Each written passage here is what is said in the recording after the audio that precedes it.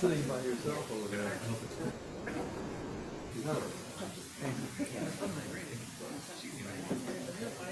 So we're there.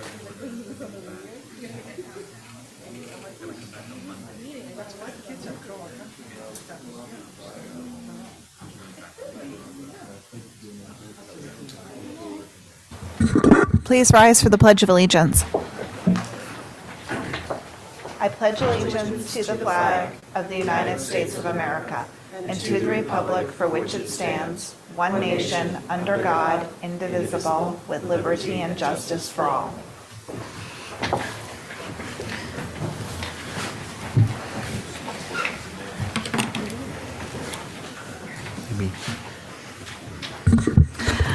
Good evening. I'll call the January 24th Select Board meeting to order. I don't believe that we have any changes to the agenda, so we will accept it as is. In terms of announcements, it's relatively simple tonight. The meeting's being audio and video recorded. And if anyone has any opening comments. Brooke? I want to comment about the hearings for the governor's housing bill that Tom and Christy Ferrantella, myself, and Brian Sullivan all spent between 7 and 9 hours waiting to testify. And I want to give a shout out to Brian's son Fisher, who as a middle schooler lasted the entire day. His dad testified at 7:45 p.m. and we entered the State House around noon. So anyway, a shout out to Fisher for being the youngest and most patient community member in Boston. Very nice. And I mean, we should just mention that that a number of us attended the Mass Municipal Conference over the weekend too. And as always, it was a really good event and good networking, and learned some new things about what other people are doing. I don't believe that there's any new follow-up on comments from prior select board meetings.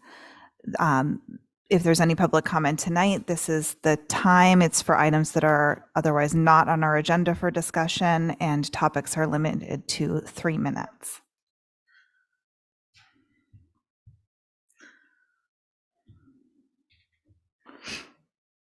Okay, I don't see, oh, Tucker Holland. Tucker Holland, member of the public. Just want to say happy birthday, Madam Chair.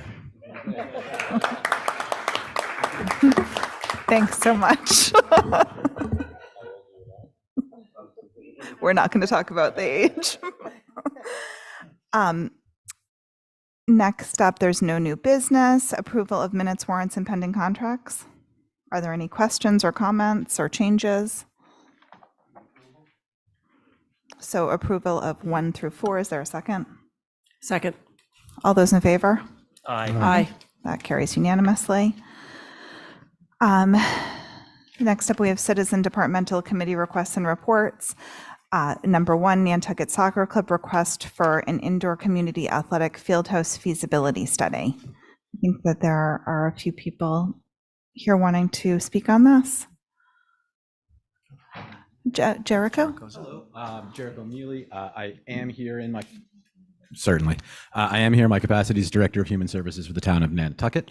I've been asked to speak briefly on the question of both a rec center, or in this case, an indoor soccer center, from the perspective of human services.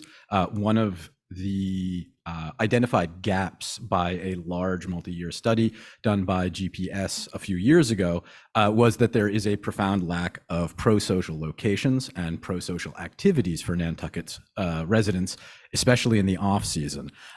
One of the things that we have seen, or either I've seen, doing work in behavioral health fields is how broad and prevalent the issue of, for lack of a better term, real estate is. There's very few spaces that people can commingle that aren't at cost, which is a serious access barrier for large numbers of our population. There's also very few places that are pro-social, which in this context means allow for behaviors that are not centered around substance consumption, such as alcohol or social events, which can have other barriers to access as well. So one of the things that has been batted around as an output of this GPS study was, subsidizing events, finding venues and locations to provide safe, sensible, and community building activities across the community. And then the other thing is that there has been a large and rather strong body of research done that co-locating variety of different services in the same location benefits both access and reduces stigma. So in this case, co-locating behavioral health resources or human services resources with something like a rec center allows people to be regularly exposed to these kinds of locations and these kinds of services. And it also reduces stigma because they're in front of everyone and you're not going to a space specifically selected for problems.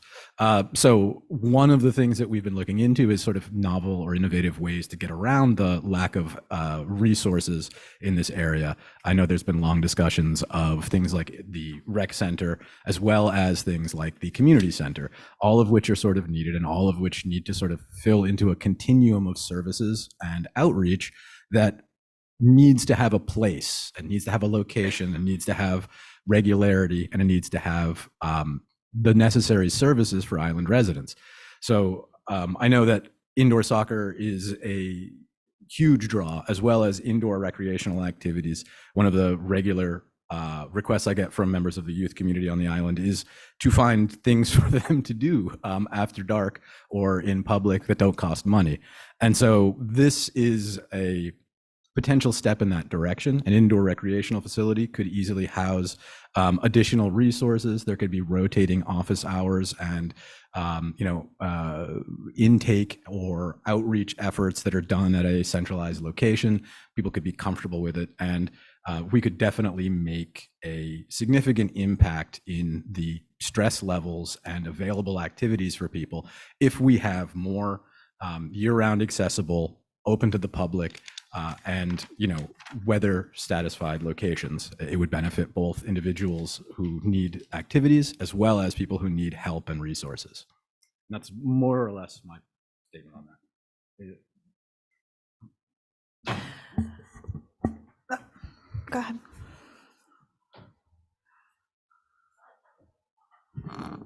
Hi, Nikki Drew.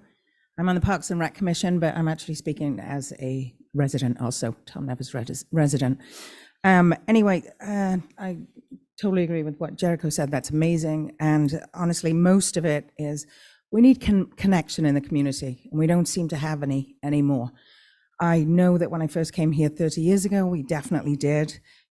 Health and wellness, it's not necessarily just soccer or a gym or anything like that. It's also people being able to get together, just like Jericho said, and have no stigma. And everybody is in the same location, right? So there's no upper, higher, better, worse, any of that. And I feel like we've lost a sense of community that we used to have. And I think also just because we have such a diverse community now, and I believe that everybody needs to be included in this. And it doesn't seem we have that. We have definite disconnection in separate parts, and it's not just all about the racket sports or the soccer. And, I know it seems everybody's just assuming it's soccer. It's not just that, it's everything. Elderly people need to be able to come together. I think COVID did a number on it, and I think we need to start getting back to being a unified community again, which I feel we've lost. So, thank you.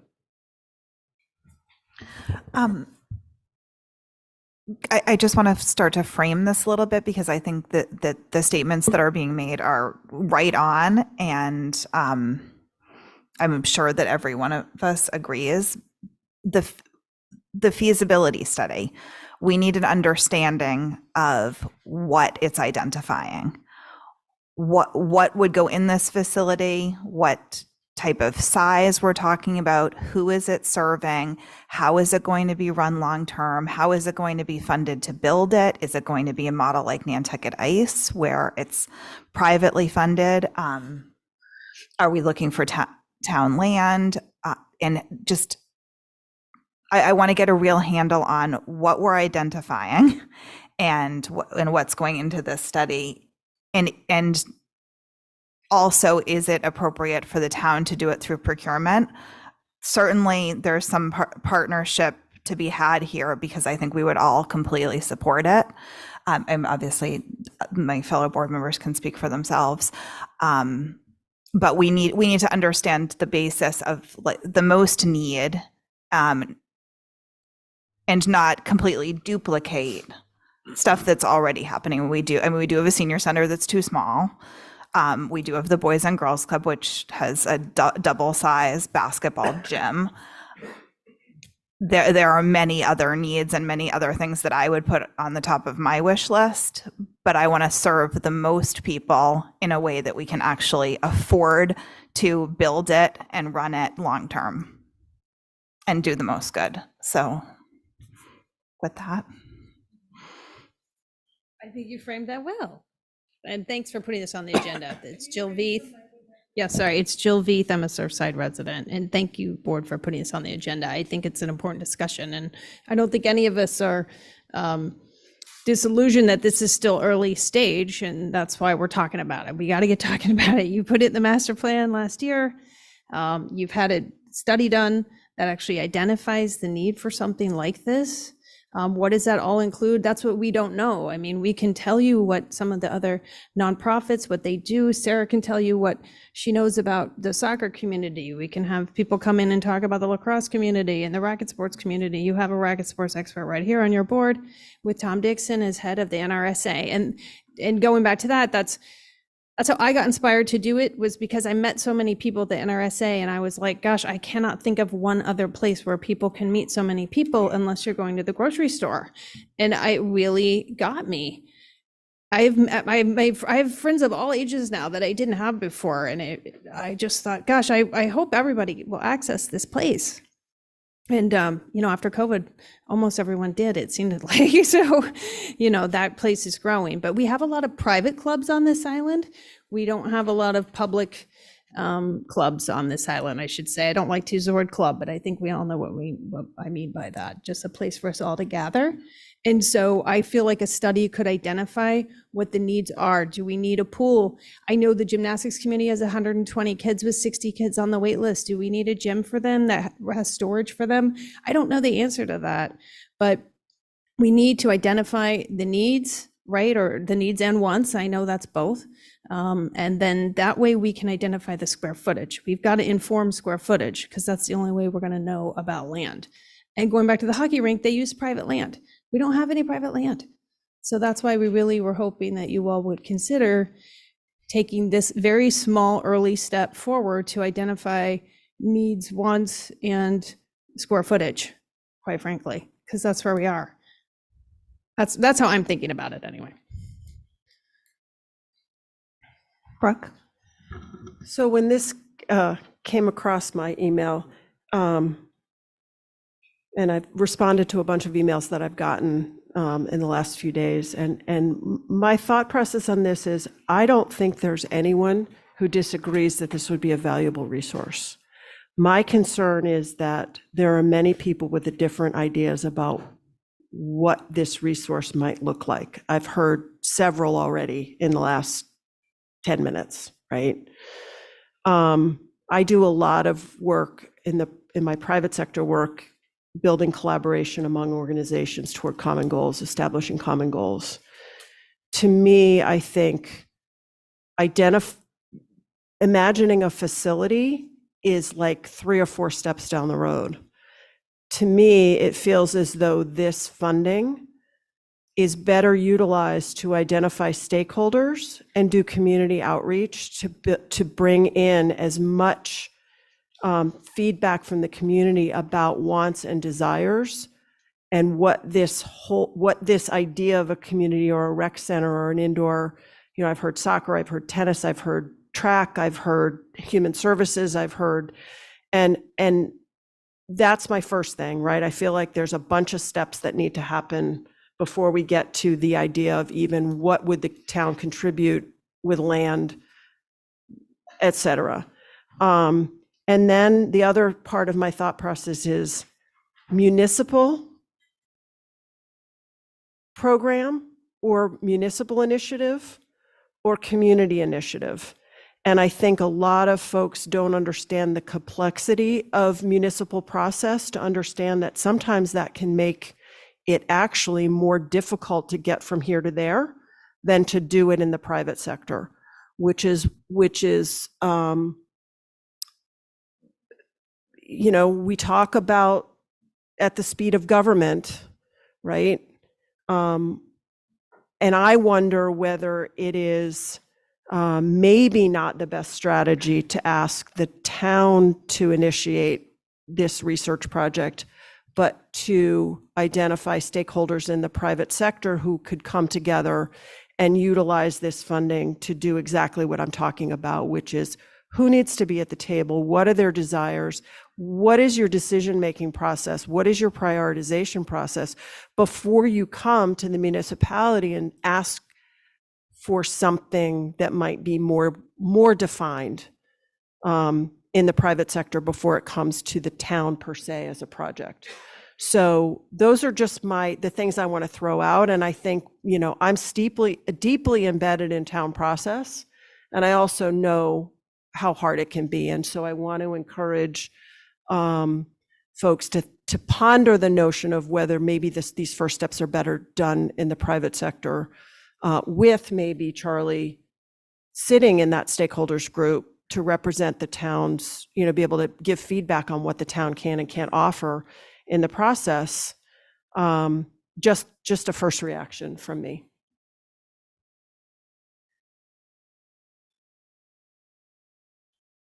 I totally appreciate that, Brooke, and I think that sorry.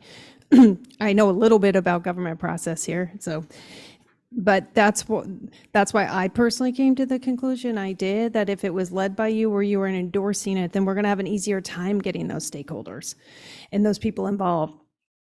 She runs a volunteer board. The NRSA is a volunteer board. I mean, those, as you know, a lot of those boards are hard. It's hard to ask them to commit to another meeting and they don't know where it's going and what it's about. If it's coming from you, I think you all's leadership's really important right now. That's what I mean about that as a starting point to say, yes, we in concept agree we need some more indoor recreation access, community connection access. And I'm looking for that. And then are we gonna help? Of course we want to help, but we don't know square footage. It's just a basic number. I don't know if we're going to do a regulation field. We need to find out, maybe from Sarah can tell us what size field is really acceptable to them. I don't know. We got to weigh in with the school. What's their plan? Do they are they going to build a new pool one day or not? Do we need to include some kind of pool? I don't know. That's why I'm saying it is big and it's a big idea. I get. But the town knows more about that than any one of these boards that's represented here. That's just how I viewed that in terms of process.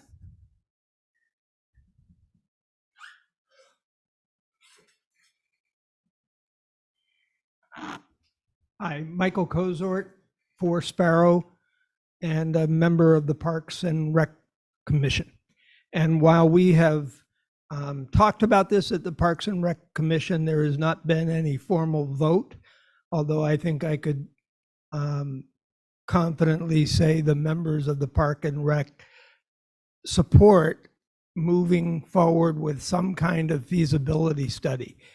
If we don't engage in that, we will keep kicking this can down the street. We need, as the chair recognized, some definition on what size do we need? How many can we include? We've talked about, if we try to accommodate every group that wants an indoor facility, we would have a mega facility that would put it out of the reach of either municipal or private support. And so we need to talk about what is practical. And I've had a little experience in the municipal as well in helping drive the intermediate school. And I just think that we need a formal process that would not commit the town to building the facility, well, commits the town to finding out and defining just what is practical for us. Thank you. No, you can sit back down. But what I wanted to say is, I mean, I think that we do need someone who is an expert in this, who's done these kind of facilities, to give us some definition. Because if you take everybody's wish list, you end up with, for example, an apartment complex that has all 3 bedrooms and no one can afford them. But that's what they asked for.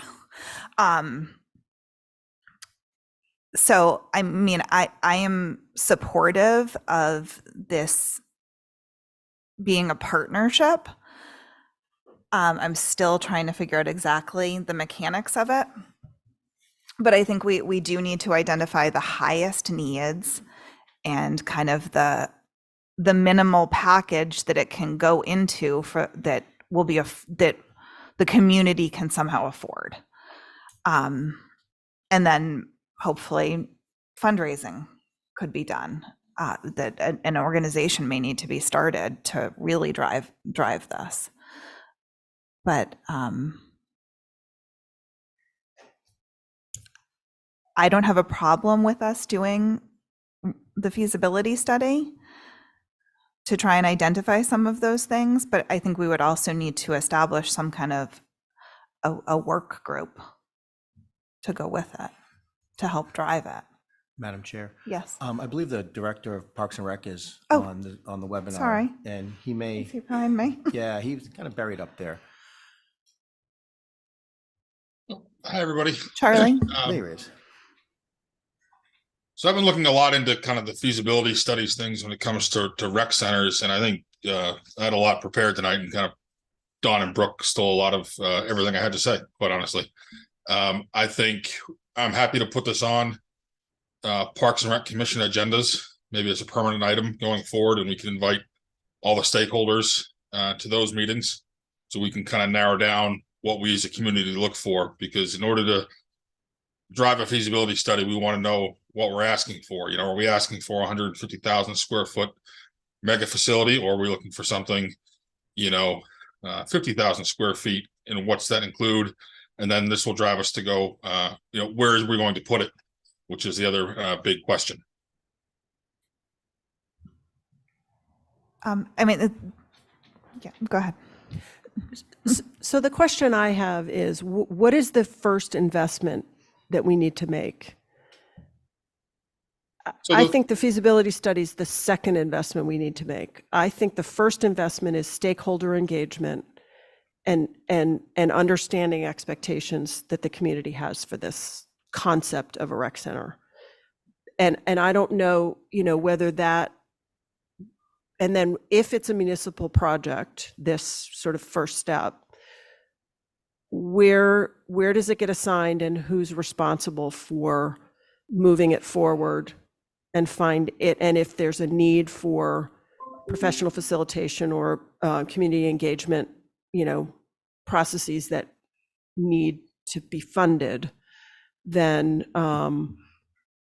where's the scope get written, all of that. We really have to be thinking about how it goes from an idea, to something that's feasible. I do feel like an expert in this field could help facilitate that by saying what other communities have done and what are realistic packages, even based on general population. Maybe a 75,000 square foot facility was built, but it's for a town that's got 100,000 people. And that wouldn't be realistic here, but a 40,000 square foot facility might be, and this is what you could fit inside of it. Maybe it's a half field, and there's some crossover where it can be pickle courts, or maybe there's an indoor track. I don't know. I don't know if there's a pool. All the things that have been thrown out. But I think someone who understands building these kind of facilities needs to help guide the concurrent engagement of the stakeholders. Does that make sense? Erica? I just wanted to point out that the town has no current budget for this, and we have a donation on the table of $31,000. And so if any kind of feasibility goes over that, there's no money to make up the difference in the current budget. Yes, I understand that. Well, I want to make sure Yeah. other people understand that. It would either have to be done with 31,000 or additional money would need to be raised. Brian? Thank you. So to Erica's point, if this cost more than 31,000, unless we found the additional funding, we would not actually even be able to award a contract to allow a vendor to start. In order for the town to be able to award that contract, we would have to have the full funding available at the time of award. So the other issue from a procurement standpoint, since I'm the chief procurement officer, is I'm not even sure without a scope how we would actually price this out. So I think in some respects, we're a little ways away from even considering engaging a firm until we've put a defined scope in place so that we could actually get an accurate estimate for what it would cost to do this right now.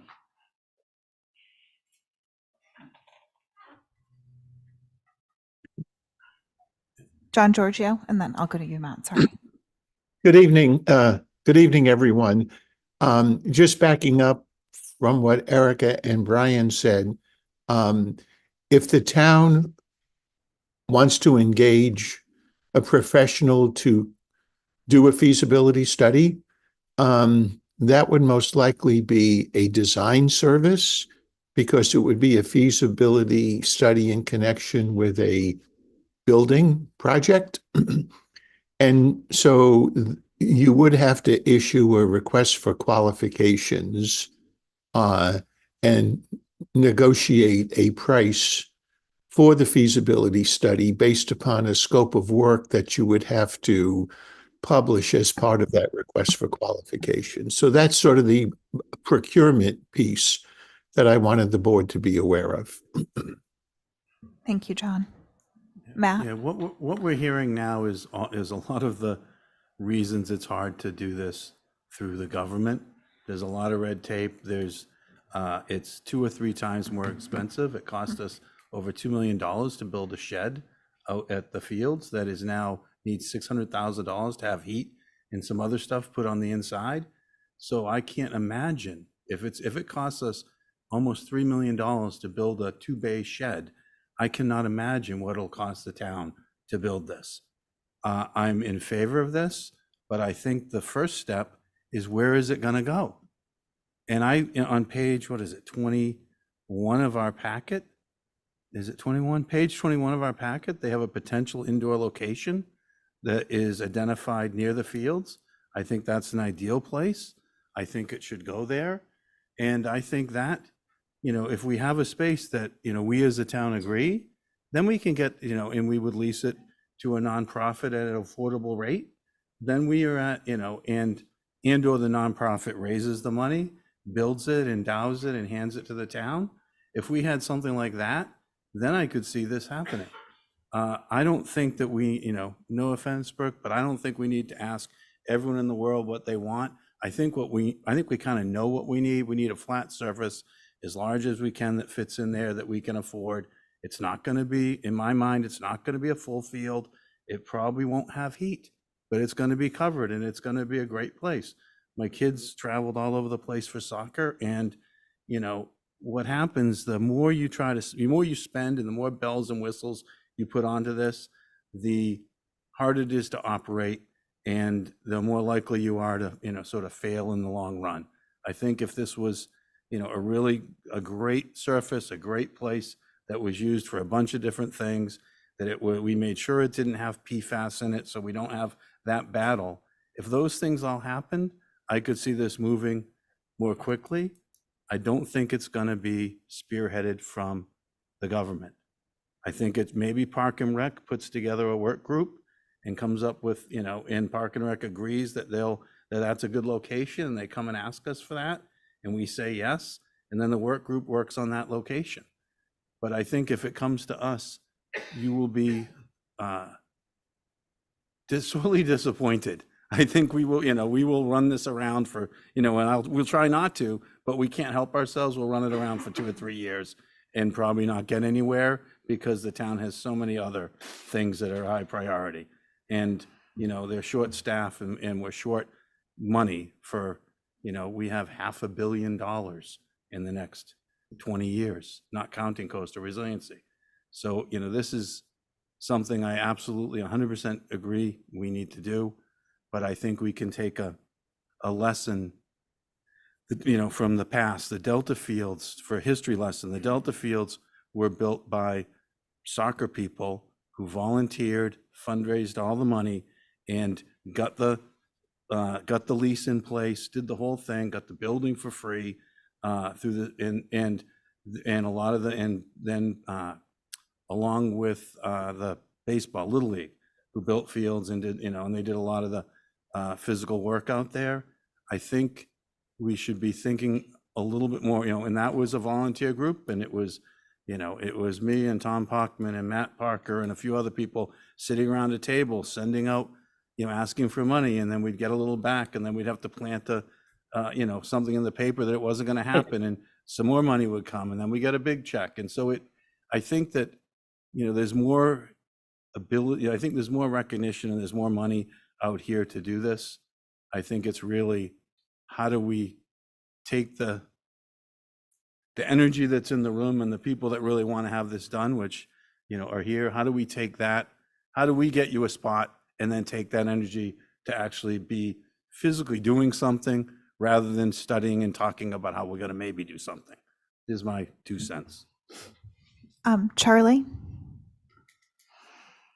Yeah, just two quick things. Timeline wise, the area that's marked in red that Matt just referenced is currently an active soccer field, and timeline wise, we wouldn't be able to take that field offline if all of our other projects go as planned. We'd be probably about 2030 before we could be looking to maybe do something there. So that kind of sets the timeline wise. Then as far as feasibility study, from what I've had conversations with Weston and Sampson after another meeting we had, the scope drives the cost of a feasibility study, and they kind of ballparked me 50 to 75,000 depending on what we're asking for. So it's really important to, before we engage somebody, to know what we're looking to do, and that will kind of drive the returns we get on price there as far as that goes. That's my last two things. Charlie, do you feel that yourself and your committee has the bandwidth to sort of own this? Yeah, I think so. If it's with the way the select board would like us to proceed, I'm happy to help facilitate meetings with the different stakeholders and pull different people in to figure out what opportunities exist on the island currently, where the holes are, and how to proceed. And I think if we can we can do that through the Parks and Rec Commission through those meetings, I'm happy to assist in that way, and hopefully we can develop a scope. Yes, to define the scope, so then we could procure a study and see if we could accept the donation, and if it's not enough, then either more money needs to be raised or we return the money, essentially. But I've got some more members of the public that I'm going to go to. Justin? Well, I really think we need the the feasibility study done first. Just state your name. Justin Quinn. I think we need the feasibility study first. I mean, before I buy a piece of property, I get a buildability study. What can I put there? Until I have that study, I'm only looking at scraps of paper and pushing around a plan. And, every year we go through a terrible time on Nantucket where everything breaks down, and we really need to be able to allow people to get out of crowded homes, because the housing situation isn't working out. But if we can get people outside, we have families that are living in squalor, 3 or 4 people, you got a 16-year-old teenager and you got a 6-month-old child crying. The 16-year-old needs to get out of the house. You could also have a space in this building for homework or just a safe space to get out. And I just think it's really important. And I think kicking the can down the road is irresponsible and reckless. And then we're just going to wait for the next tragedy to strike us. So I really think we should do the feasibility study first. If we need more money, we'll get more money. I don't think anyone disagrees with many of those points. I mean, the boys club does serve some of those needs, but we could double it easily. Mm-hmm. Yeah. There's also Our House that does homework Oh, stuff. Tom, too. go ahead, and then I'll come to you. Yeah, Madam Chair, I just want to share a quick little anecdote about our facility, the land banks facility, the NRSA. So right now we're undertaking a large expansion project, and since we're on land bank land, we're subject to the procurement process. And there's this new Spanish sport called padel, which I won't go into depth about, but a company from Connecticut reached out and said, hey, our target market is the islands. We'll build you a court, all expenses paid for free. We have the space for it, but we can't just be like, oh, put it there. It has to tie it into the design process and continuing with procurement, and it's going to take some time. And these kind of layers of complication, Justin's comments are so on, but from the government side, there are all these different layers that we have to, and Charlie and town admin has to think about. So it's unfortunate, but that's this, as Brooke said, the speed of government. Hello, my name is Corey Partita, and I have Wilma Ortiz with me today. I am Just come a little closer to the mic. Closer? Yeah. Or do you want him to? No, just Okay. come up, Sweet. so that because the recording needs to capture you. Is this better? Okay. For those of you who don't know, I wear a lot of hats. I work at the land bank, community outreach liaison. I work for the Nantucket Boys and Girls Club. I oversee our after-hours operations, and I'm there during the day working with the kids. I'm also the director for the indoor soccer league for the adults. So I'm quite involved on the island. I do think we do have a need for indoor recreational sports facility. Like the Boys and Girls Club is great for adults because we have 4 nights a week basketball and soccer. It's not enough for them, and I know that when we do have our teen programs as well, that is also not enough because it's such a time restricted.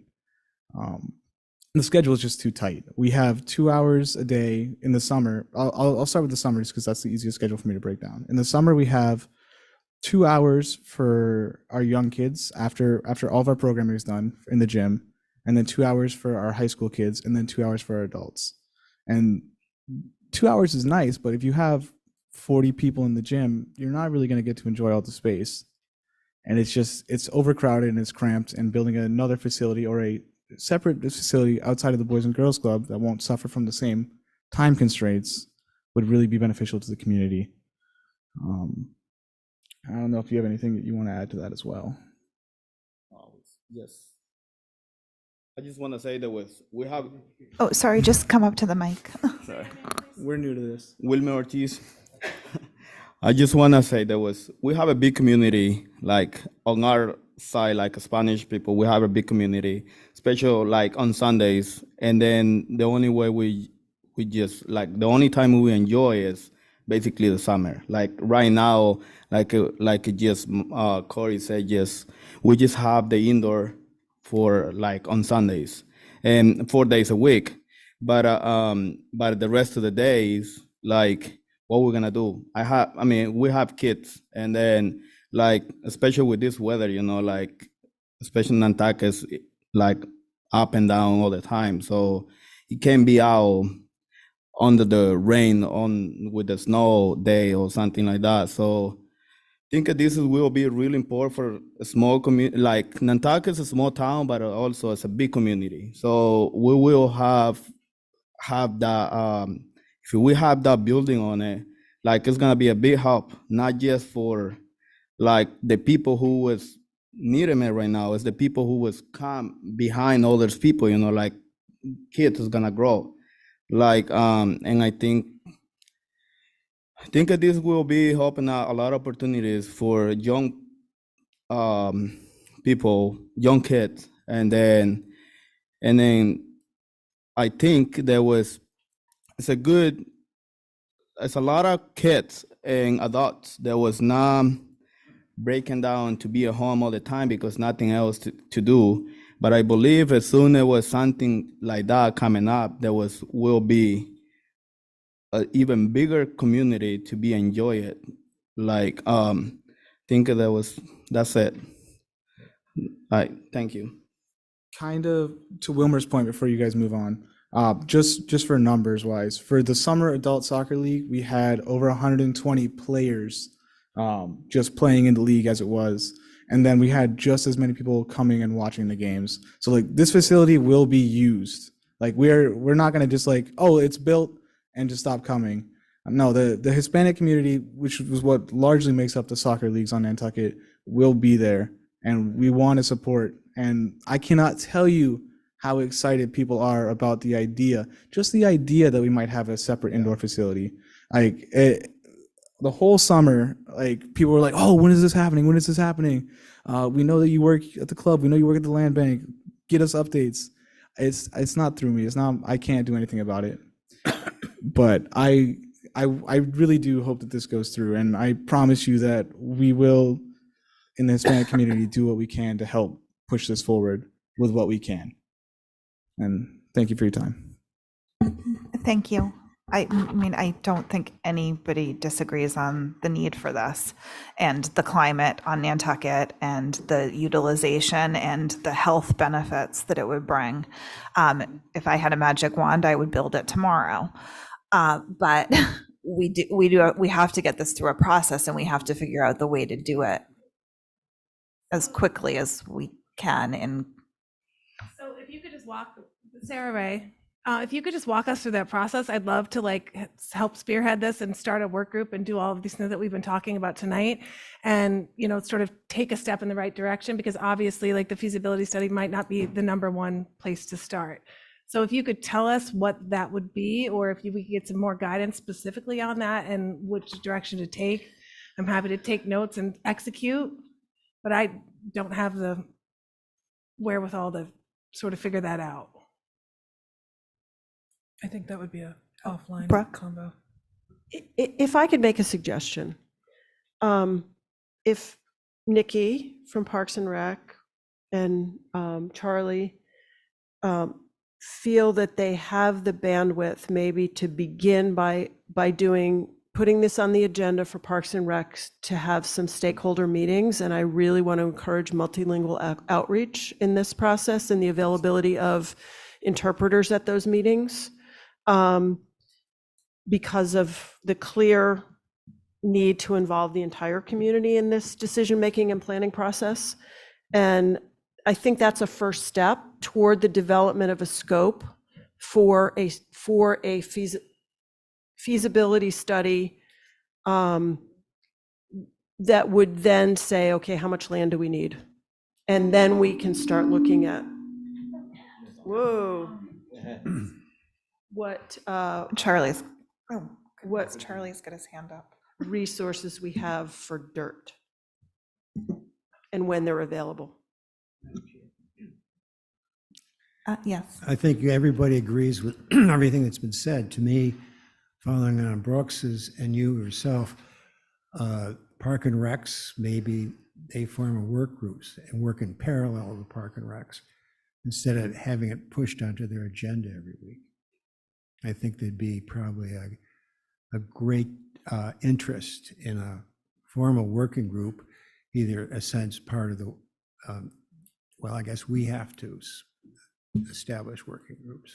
Park and Rec can't. Well, I think Park and Rec is place. probably the appropriate That working is- group, and then they can bring in the Yeah, right, stakeholders to give their input, and they could create the scope.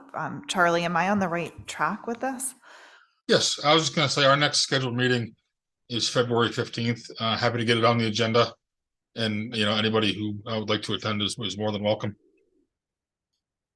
Do you think that you could get the word out to some of the people who've been here tonight and other members of the community, so that we can really start defining where the highest needs are, and then move to a feasibility study so someone can kind of tell us what's viable to do on the island?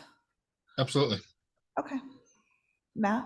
I have a question. Charlie, is the hockey rink out at Tom Nevers still, has that been thrown out yet? Or Not yet. We're working on a plan to kind of repurpose the surface. short term, you guys should look at short term, whether you could put a roof on that and put a roof on that, take the boards down and start out there, because I think the big one is going to take, like you said, till 2030. Is there a way to do something there in the interim as your first step? It's already, the foundation's in, the slab is poured. You need Like you a need one of bubble. those metal roofs. Or a bubble. Yeah, just as a way to start. Yeah, The bluff is certainly, falling away, certainly but happy it's to look far into enough it. away. They won't fall in while they're playing. And when you go, when I visit, my son was down in Chile, and when you go down there, everywhere at night, there's lights, and everywhere you go, there's futsal played constantly, and the fields are full constantly. And I think, they would be here too, and they would be here at a slight charge. It wouldn't matter. People, they'll pay $15-20 for a couple hours of play. It's part of what you do.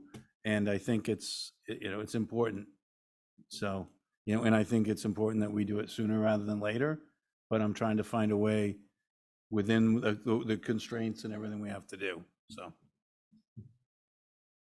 Brian? Thank you. So I think working with Parks and Rec and stakeholders to try to identify the scope is a great idea, but I think that there's one key question that needs to be answered while we do that, and that is, what does the town's level of involvement look at? Because if the town is going to build it, then this has Chapter 149 implications. If this is built privately and donated to the town, it has potentially Chapter 149 implications, and we would have to follow very different procurement rules along the way. And I think that it's very difficult, even when you develop a scope, without understanding what the town's level of involvement is going to be post potential feasibility study, what that looks like for us and how we would go about procuring it if we needed to. And so I think that's an important question that has to be answered or worked on concurrently with working with Parks and Rec for the scope.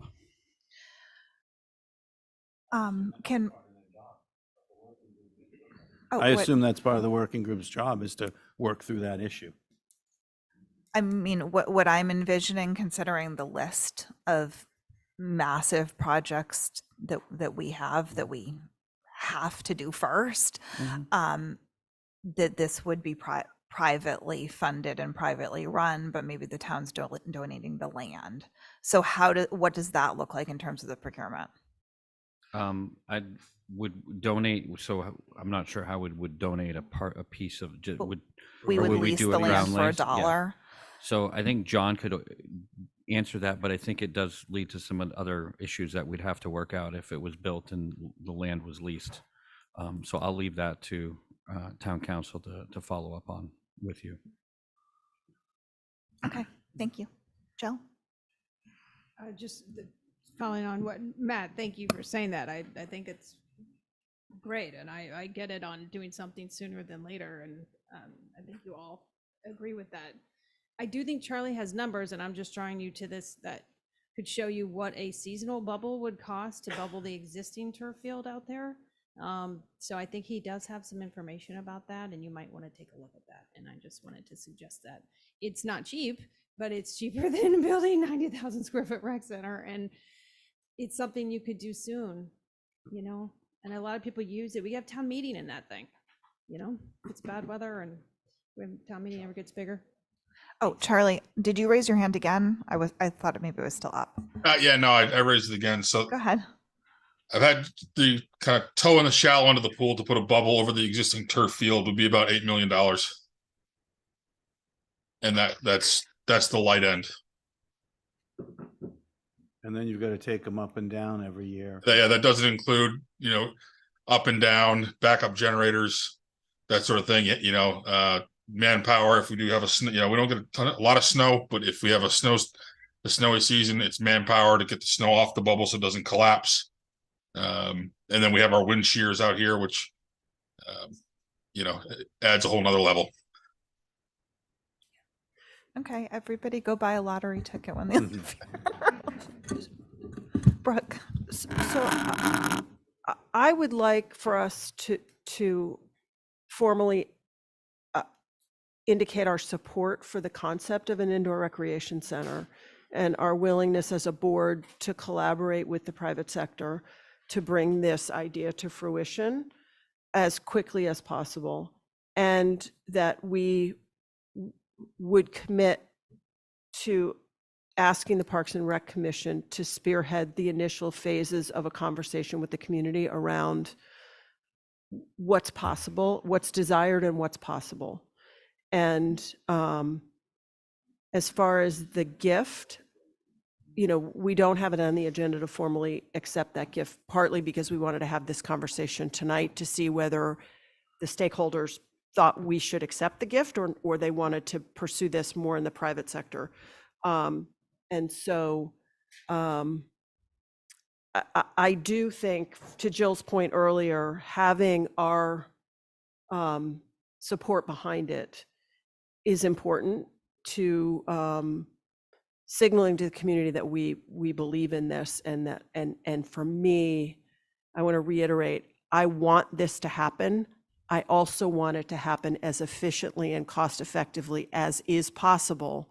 And if that requires more private involvement to achieve those goals, I want to encourage those who want this to step up and make that happen. And so I don't know if there's a motion in there. That sounded like a motion to me. To have Park and Rec run with this as we described, to start really identifying a scope, and we have Park and Rec members at the mic. Michael Kozort. Well, I just have a question of clarification. Absent going the feasibility route first, what access does Charlie and the Parks and Rec Commission have to some level of expertise that we're going to need? For example, if he wants or needs to go to Weston and Sampson to ask questions about scope, which we can't begin to answer as lay people, does he have the ability to do that? And I don't know if that requires finances or whether Weston and Sampson or SMRT, shouldn't assume that it's one particular agent. What is the level of access that we have to have somebody answer some questions for us, some little deeper questions? Well, there's been no funding appropriated for this specifically. Sarah? Sarah Ray, I know that the golf club had given us the funding specifically for the feasibility study, but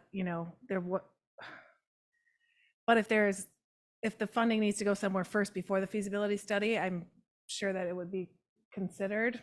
I can't say that someone would pledge their funds where they didn't say that they would pledge them, but they could certainly be asked if the funding could be used to do these more preliminary efforts first in order to bring us to the feasibility study. Does that make sense? Yes. Jill? Sorry. I'm kind of Sorry, I'm not halfway trying into, to I'm halfway through a motion, so.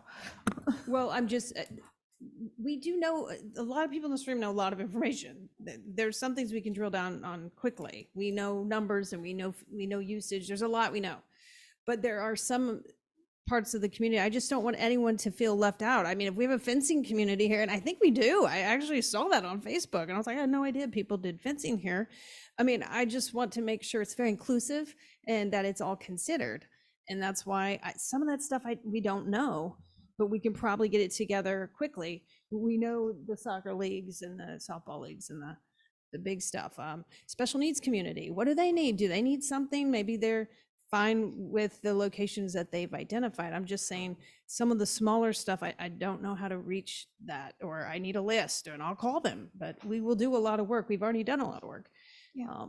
But I don't know if this facility is just going to end up being an indoor, sports facility, or if we're going to add on these other add-ons, which I kind of hope we do, because I thought it was about connection. So. And it may not everything might, there may be more than one building. Agree. I just want to know what, for me, I just want to make sure everyone's considered. That's important. And I think that Park and Rec can spearhead this, and as it continues through the process, we'll see where we are with finances. But Brooke, did you want to finish your motion? Yeah, so, so my motion is for the select board to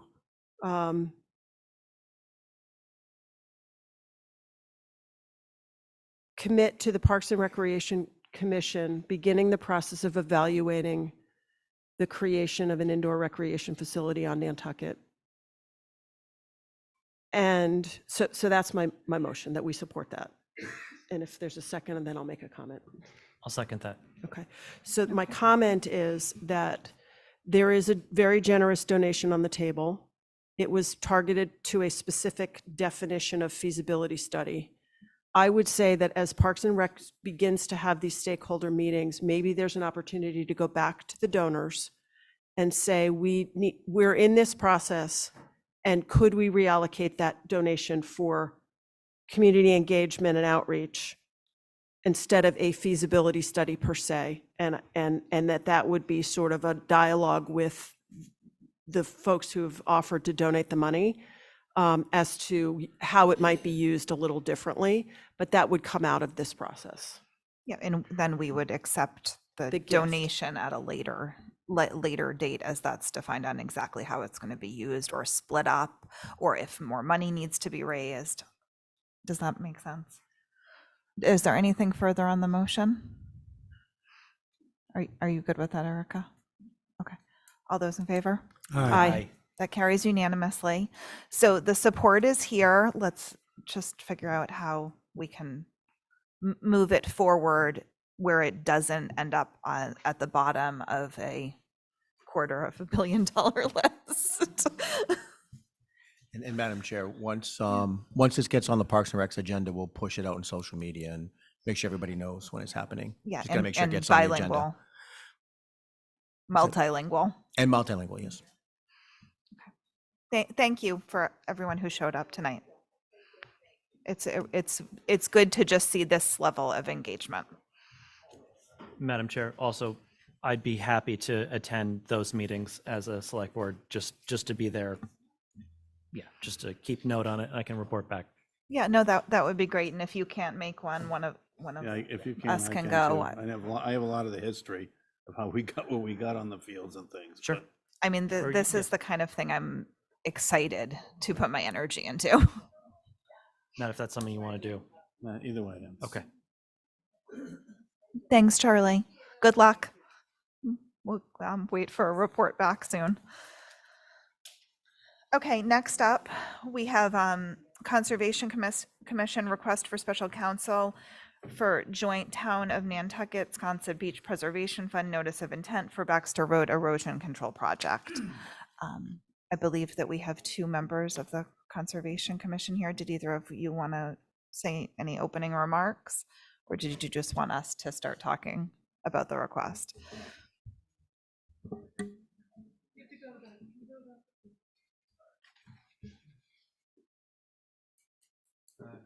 Hi, my name is Ian Golding. I'm on the Conservation Commission.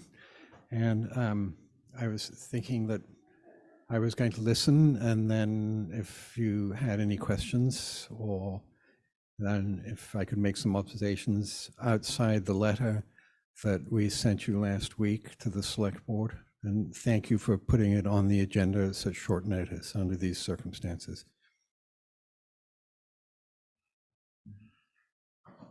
Okay. So we do have John Giorgio on if we have any questions on this.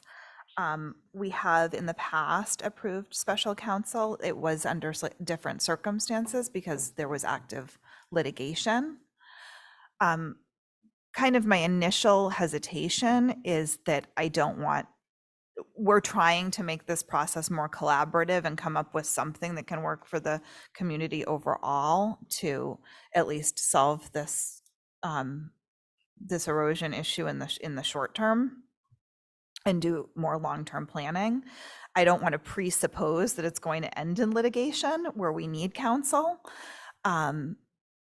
But I don't want to not make resources available to the Conservation Commission that they believe that they need.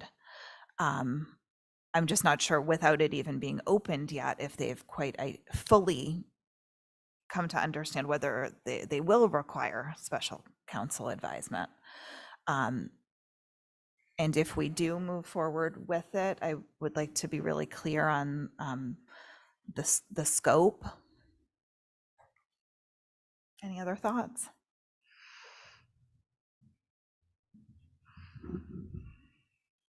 So one of the questions I had, and perhaps John can help with this, is the role of town council as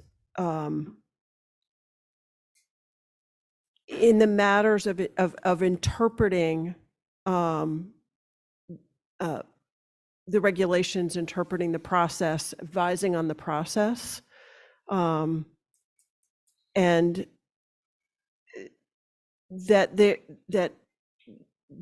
I mean, people throw around the word conflict of interest all the time, or there's a conflict of interest. And I really wanted to understand from a legal perspective why town council's interpretation of process, et cetera, isn't adequate particularly with the questions that have been presented to us in the letter.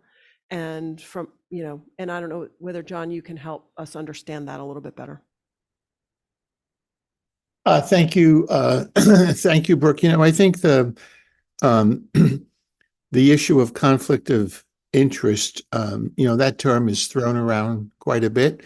And short of actual litigation where you have to file an appearance in court in a matter that might have the town appealing a decision or whatever, if you're talking about providing advice, technical legal advice to any town board, that's really town council's role. I would say that that is KP Law, probably represents 140 or so conservation commissions across the state. We have a whole group of attorneys at the firm who are, absolutely proficient and expert in interpreting local wetlands bylaws as well as the state regulations. And this is really, I think, a policy decision for the select board to make. But one thought I had was, because you always have to be concerned about setting yourself up for an adversarial situation when perhaps it's not even going to occur.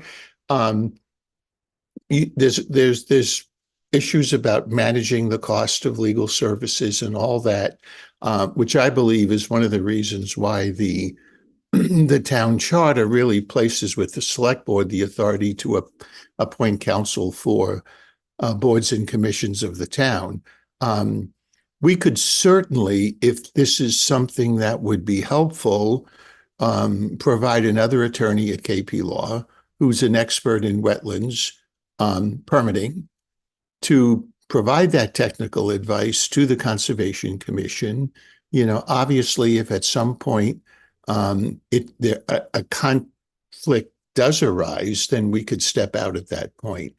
But I do think at a minimum, the Select Board and the Conservation Commission has an interest in making sure that if special counsel is retained, that counsel not just be, a litigation expert, but someone who is steeped in wetlands permitting experience, because it's very technical, as everyone knows.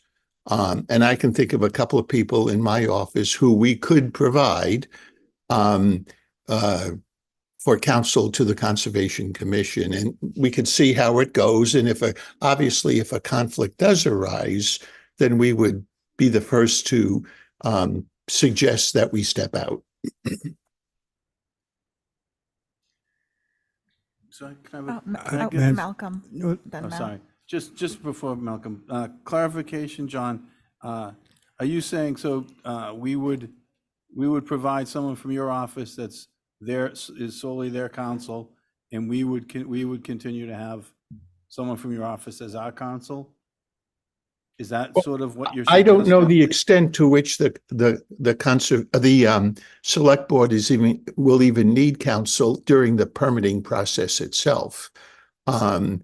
So my suggestion would be if the issue is having someone who's had no involvement in the history of, the permitting for this project, we could provide somebody else who could provide that advice, expert advice.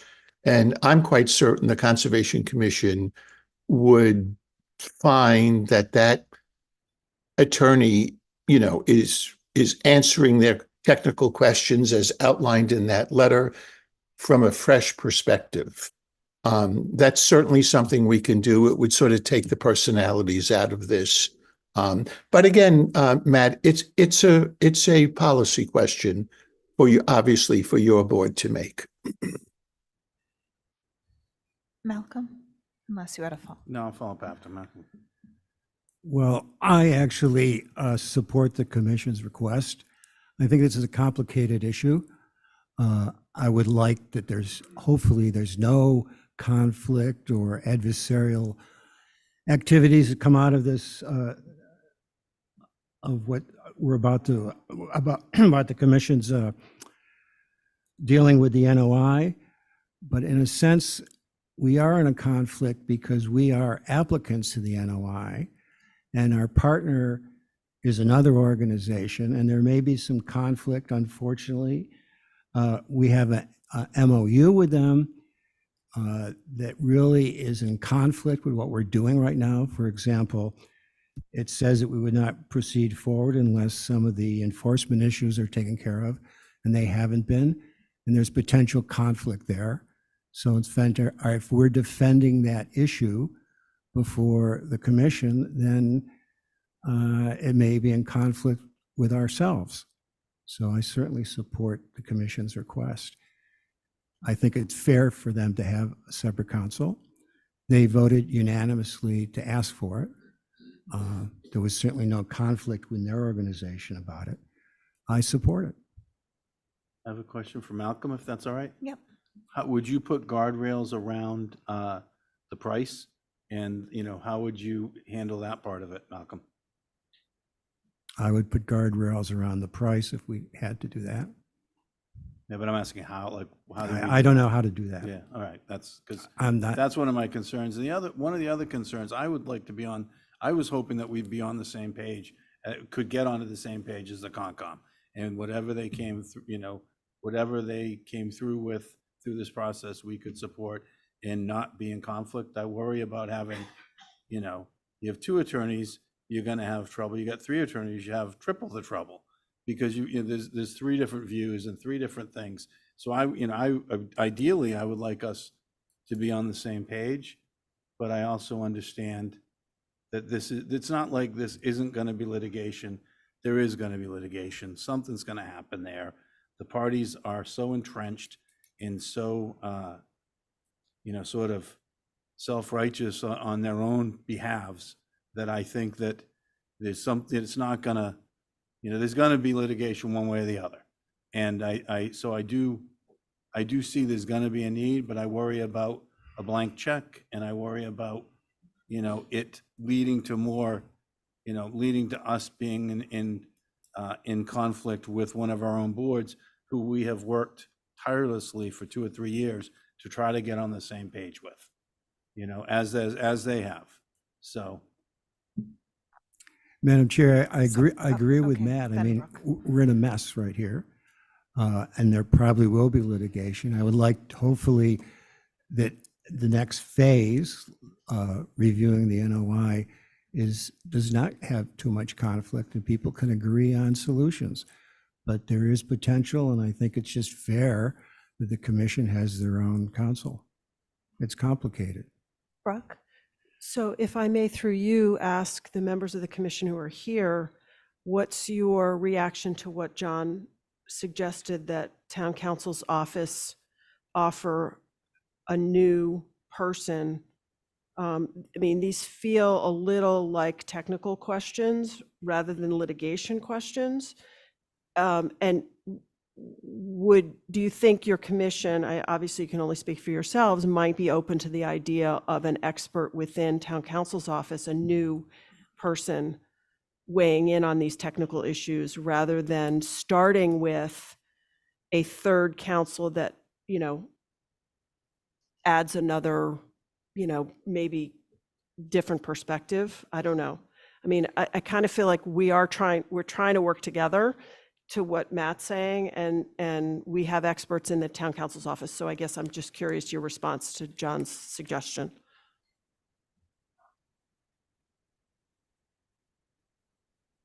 So speaking for myself on this, I respect and like both John Giorgio and George Pucci. And so I've had dealings with them both over the years. So from my perspective, I don't have any personal clash with them.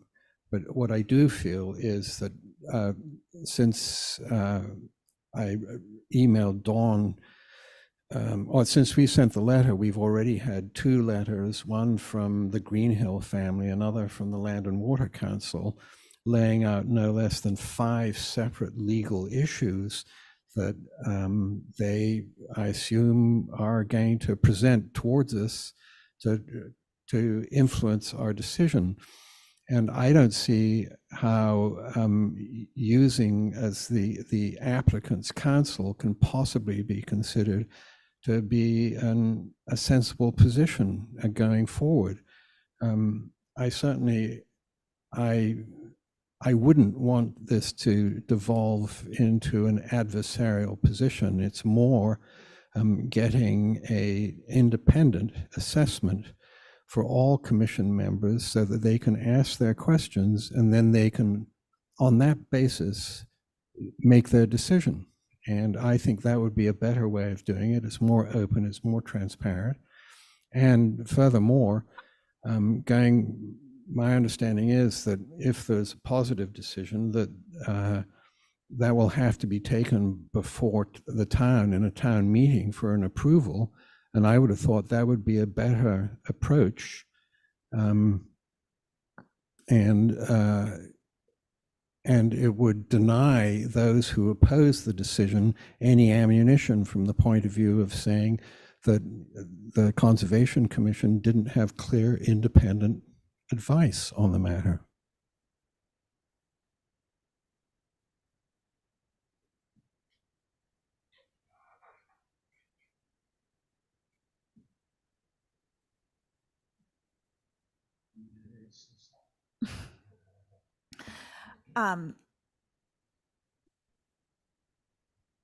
John?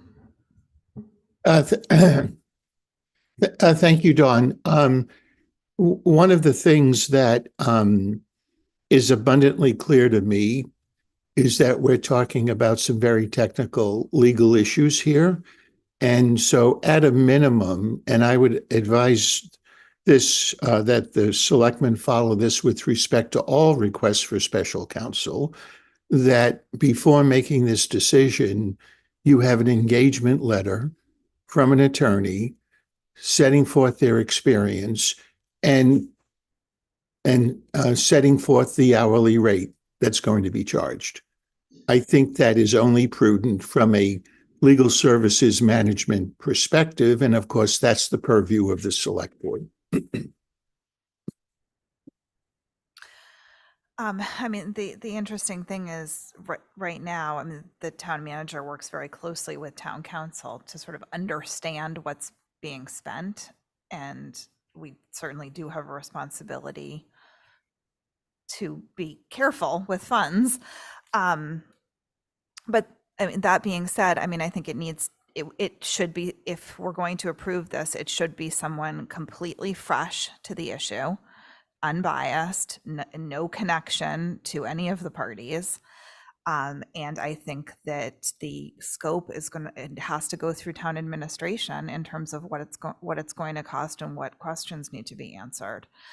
And maybe some of those things can start to be identified in further detail tomorrow night in terms of all the board members' questions, in addition to what's already in the letter. And then someone needs to be hired and approved through town administration. And I mean, I'm comfortable with granting this myself, because I mean, I don't, as long as it is what everyone is saying, that it's not presupposing that we're going to be in conflict, but so that they really feel like they have our support in trying to come to a solution on this project.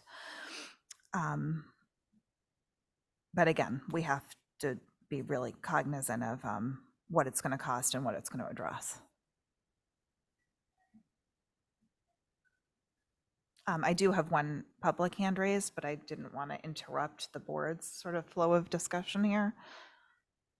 Brooke? If I might, so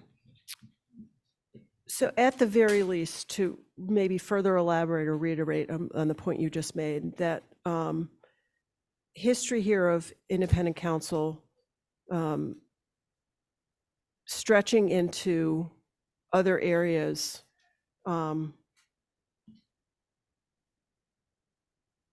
that were concerning to this board at the time, as I recall, is part of my reluctance.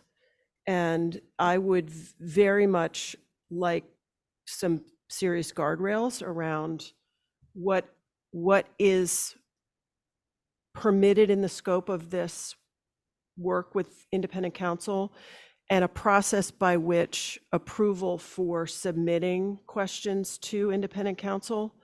And a couple of thoughts I have is that they should be, those requests should be made after a vote of the entire commission, so that no single person, chair or otherwise, can make a decision about how to utilize the resources. First of all, that there has to be at least a majority of agreement that this is important enough to the commission to submit it and spend the funds. And then I also think, and I think that there has to be then a secondary approval level at the town administration level. So it's sort of like let's submit the issues of concern, and then there's an approval to expend the resources with independent counsel. And I think we also have to be very clear about how that independent counsel is chosen. And I would prefer that at this stage, that their expertise be in the technical side, not as litigators, because I think if you hire a litigation firm, you're heading down the road of litigation. What we're looking for is advisement on this type of question, maybe with an eye on avoiding problems with litigation down the road rather than moving toward it, which is sort of what I think happened last time, where it got really contentious and litigation focused. So, but there already was litigation, but I think I don't want to go there right now, but I just want to say, there's a budget and there's a process for approving how that budget gets spent that has very clear steps. As I said, an approval at the Concom by vote and submitted to town administration, Libby's office, who normally manages the allocation or the use of these resources. And then if the Concom then has concerns about something not being approved per se, that we would invite them to come back to us to review that denial. That would sort of be the process that I would set up. And that way you can move forward without having to wait to get on our agenda for approval. It allows an administrative approval step. Does that make sense? That makes sense to me. And I think it lays it out. So it's not just someone sitting through every meeting. It's when there's really things that need to be answered. And it doesn't feel like there's lawyers at every end of the table, that it's, something that's going to a counsel for review of a specific part of the issue. And the hearing will hopefully, continue as more of a normal conservation commission friendlier process, shall we say? Theoretically. Yeah, I'll go to church on Sunday to pray for that one. And But my understanding is under our local regulations that the applicant, in this case SBPF, can also assist with paying for basically for advice in this situation. So in consultants, that's the burden for payment is on, for consultants, is on the applicants. On consultants, but not on hiring additional counsel. Well, if you read from what I've been told about reading the bylaw, you can say that an attorney is also a consultant. But the bottom line is that Either way, we have to be fair about what we're spending. Yes. Oh, totally. And thank you very much for considering this, because I think it's going to be a great help. Thank you. John? No, I was just going to suggest that there have been some circumstances where courts have said attorneys do not come under that consultant fee provision. However, my suggestion is if that's the direction the board wants to proceed, that you make a final decision based upon an actual engagement letter in front of you with the experience of the attorney, the hourly rate, and an understanding of what their role is going to be, which I think the chair has made an excellent point, that to the extent the Conservation Commission has legal questions, how to interpret the Wetlands Protection Act and their bylaws, that they submit those questions in writing and get a response back from the attorney in writing. Well, you've sort of made a motion. We accept those conditions as a friendly to your motion. Well, I don't know that I made a motion. Yeah, well, I'm thinking that if it is going to end up in a motion, John is suggesting that it's not completely finalized until we see the real proposal and letter of engagement. Does anyone mind if I take a public comment? Oh, go ahead, John. I was just going to say that would be something that you could ask town administration to review. And if they had any concerns, they could bring it back to the board. That makes sense in the interest of time. I'm going to take a comment from Megan Perry.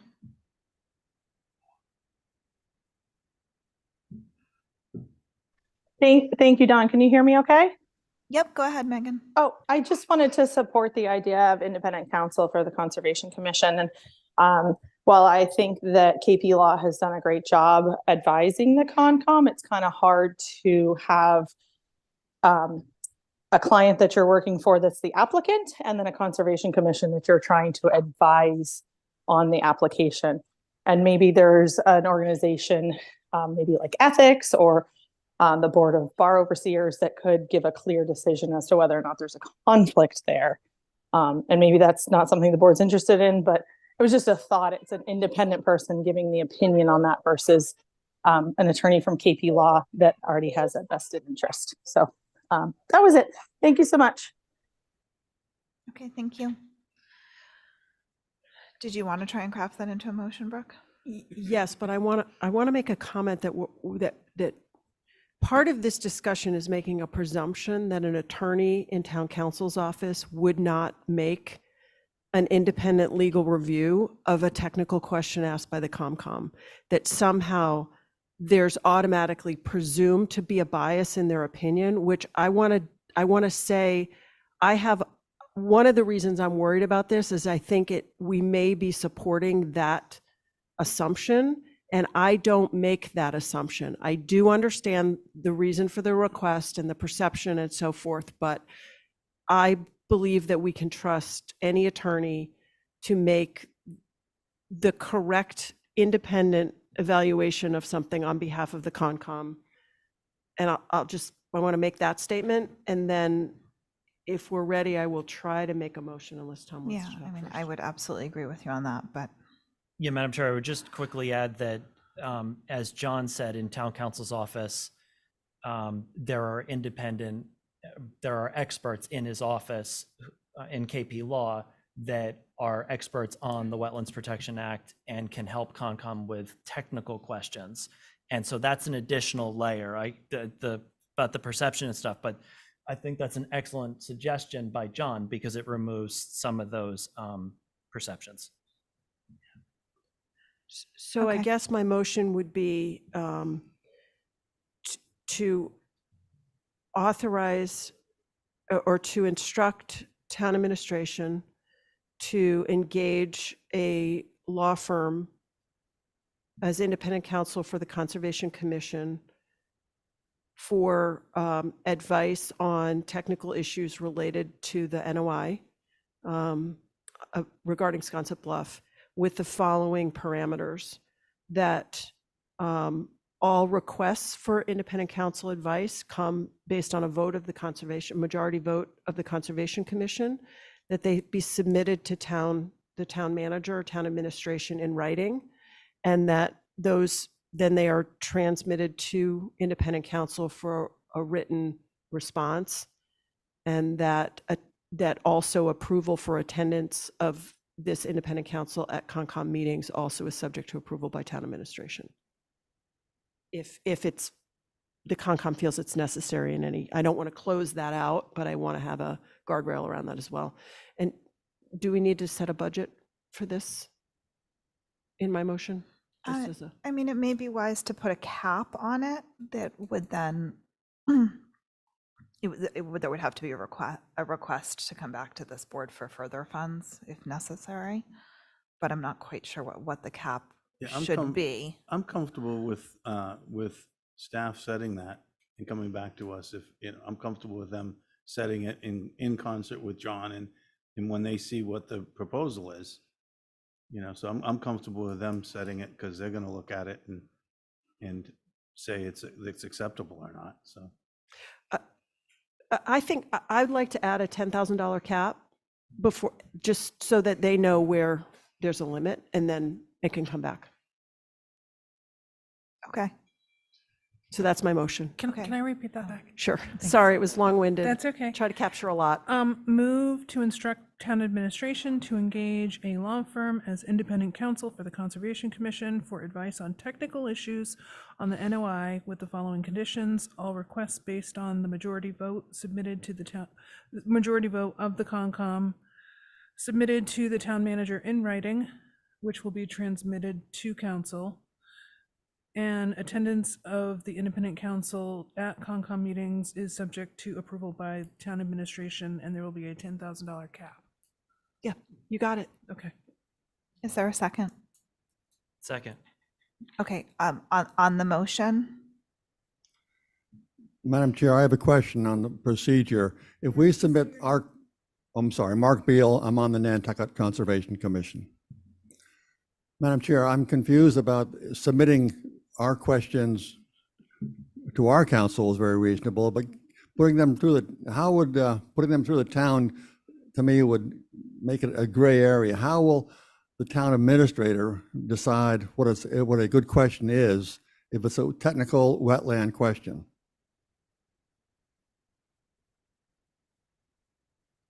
I think, Madam Chair, John, yes, thank you.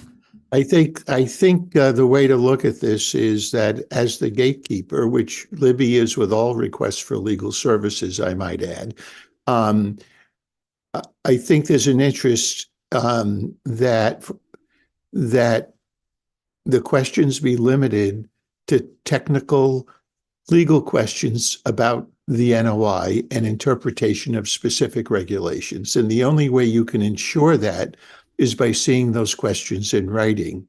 And so I would presume that if a list of questions are submitted from the Conservation Commission and they all involve technical legal issues about the NOI and the regulations, there will not be any issue or any reason to say no, let me put it that way. So that's the way I would answer that question. Thank you, John. That was very helpful. Thank you. And you always have the ability, if there's some conflict with administration, to bring it back to us, but I can't imagine that there would be. This is the normal procedure. So the very first question submitted on behalf of the Green Hills at Hoyks Hollow is that they're claiming that this is a repetitive petition. And so through you, Madam Chair, to John. So John, I mean, clearly that's not a wetland issue. That's a legal issue. So. Well, I think it's an issue on whether you feel that you can proceed with the NOI. Right. So I would think that would fall within Okay. the Yes, scope. Okay. it would. It All would right, thank definitely you. fall within the scope. Thank you, John. Thank you. Madam Chair, I just have Yes. a little concern about, as just stated, the definition of what's a wetland, sometimes there may be questions like this one that is on the edge. That may be more of a legal question. What will happen if that is refused? I think Vince may have a comment on that. Vince Murphy, Natural Resources Department. As I understand it, and only as I understand it, that question relates to the town's wetland bylaw in terms of the rehearing limit. So it's still within the scope potentially as relates to the town bylaw. Yeah. And I would say all four questions that are in all the existing four questions, I think, are all easily within the scope. So. Yes, I would agree. Thank you, Madam Chair. I guess after listening to this, I'm thinking, how independent is this as an independent council? And it doesn't sound as though it's independent council. It's not as though it's constrained in such a way that the town is, got a series of hurdles that make basically the town and the administration the gatekeeper, and that we aren't getting independent counsel per se. Well, we all fall under this procedure. This is government structure. None of us just call up town council whenever we feel like it. Yes. Okay. I mean, it's Nor did this is the transparency of government. Okay. Yeah, and all departments have to submit a request for legal services through town administration. This is a very normal process. Okay. Thank you very much. So I think I'd be comfortable if they have problems, that they have the right to come back to us. 100%. Because I'm a little concerned. To understand we have a process and we have to follow it, but. Well, we know Ian has my email, so. I'm sure we'll hear if there's a problem from a number of different sources. I'm sure we will hear. All right. Can we take a vote? All those in favor? Aye. Aye. That carries unanimously. Good luck tomorrow. Next up, town manager's report. Greg, did you want to introduce? Thank you, Madam Chair. This evening we have 2025 Enterprise Fund budgets. And first up, I believe we have Noah Carberg, the airport manager here. Oh, my glasses on. Yes, so ask Noah to come on down.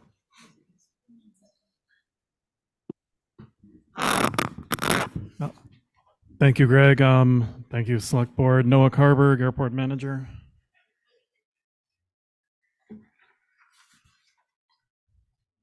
So I am going to only highlight some of the items in your packet and on the screen, and I'll work with Erica on the slides. I also have some additional material. Please feel free to stop me at any time if you have questions. I'm here at your disposal. We have a mission statement. Several years ago, we did a focused mission group with staff, and I'm just pointing out, our three main mission elements are to provide an operationally safe, economically sustainable, and environmentally responsible operation for the community. We have three goals listed, and I don't think it's a surprise. Our goals do tend to be project focused. Goal number one is to complete the South Apron expansion. It is a 150-day project duration, scheduled to start. Tentative start date is March 4th. Goal number two is to continue our PFAS investigation, specifically to complete the phase 2 part of the process, which is all of the sampling and site characterization. And then goal 3 is to complete construction on the employee dorm, or housing phase 1, as we also call it. Eric, I'll move over to initiatives. We completed our taxiway echo reconstruction for Initiative 1. Initiative 2 is quality service delivery. Again, we are the airport fixed base operator, the FBO. So we do handle and provide services to private aviation. We are becoming a customer service focused world-class destination, and that's a level of service that we'd like to provide. And Initiative 3 continues to be staff retention and hiring. Informally, I'll say the situation is improving. It's not as dire for us as it was a year ago, but it is still a challenge to recruit and maintain a workforce. Additional initiatives, I wanted to highlight our rates and charges effort. I'd liken that to, I've come to know a few restaurant owners, and rates and charges, we set our rate and recovery strategy, and it's as much a philosophy as it is a mathematical exercise. I think any chef or restaurant owner knows their cost of menu items, their cost of staff, and kitchen improvements that they might need to take on in the next year to 5 years. It's fundamentally no different with an airport. We need to recover costs to set our day-to-day and our capital operational strategies for the airport. But along with that, we need to set a philosophical strategy. And the airport for a long time has valued year-round tenant aircraft ownership. If we have a resident who owns a Cessna 182, we try to provide an affordable hangar rent. If we have a year-round operator, we try to value that service proportionally. And we have a different rate setting methodology for year-round operators than we do for seasonal operators. And that's a big annual effort for us in rates and charges. For significant changes year to date, thank you, Erica. We see increased demand for non-aeronautical land. This 2023 was the first year where general aviation aircraft operations exceeded commercial aviation operations. Historically, when I moved to the airport, it was still the Wings Airport. I think 15 years ago, among 3 year-round operators, we put 200,000 people on aircraft to Hyannis. This year, I believe we're going to close at or below 2,000. So that really is the end of the market. We are characterized now, our majority operation is a general aviation corporate jet sector type of operation. And again, that's the majority type of operation at the airport now. Continued Just items a of comment, that's just incredible. 200,000 to what, 2,000? 2,000. That's, There's also no flights to Hyannis. well, and when you go to Hyannis, it's empty. You go over there, there's no planes. It's incredible. Anyway. I agree. And then of continued items of interest and impact to the budget, the only one I'm going to focus on is cost escalation. Our most recent capital project came back with a bid price of $670 per ton of asphalt. So those bid prices and unit costs across a large project, they escalate to large project costs.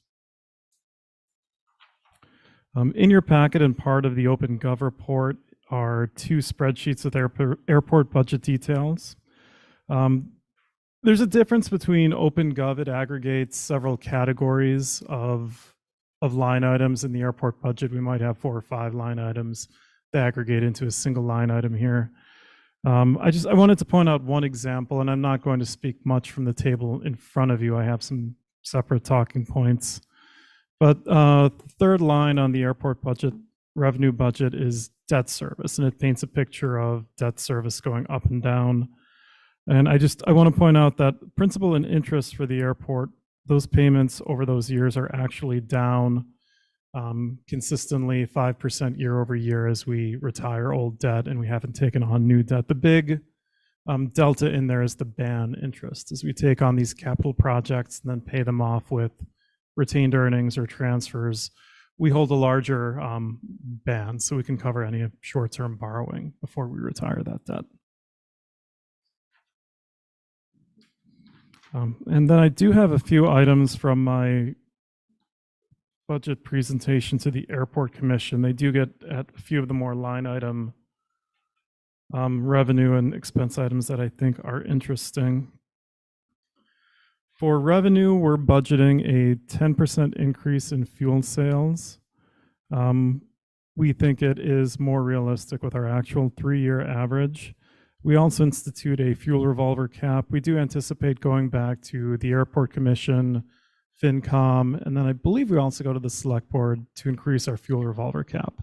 It's a safe, conservative estimate when we make it. You know, I like to say if we could predict the volume and price of fuel 18 months in advance, we would be owning better houses on Nantucket or multiple islands. Rental income for land, we've seen an 18% increase.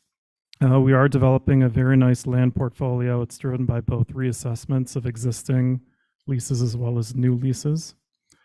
Airline landing fees were showing a 10% increase, commercial ramp fees a 38% increase. The landing fees are more in line with our 3-year average. And then our ramp fee,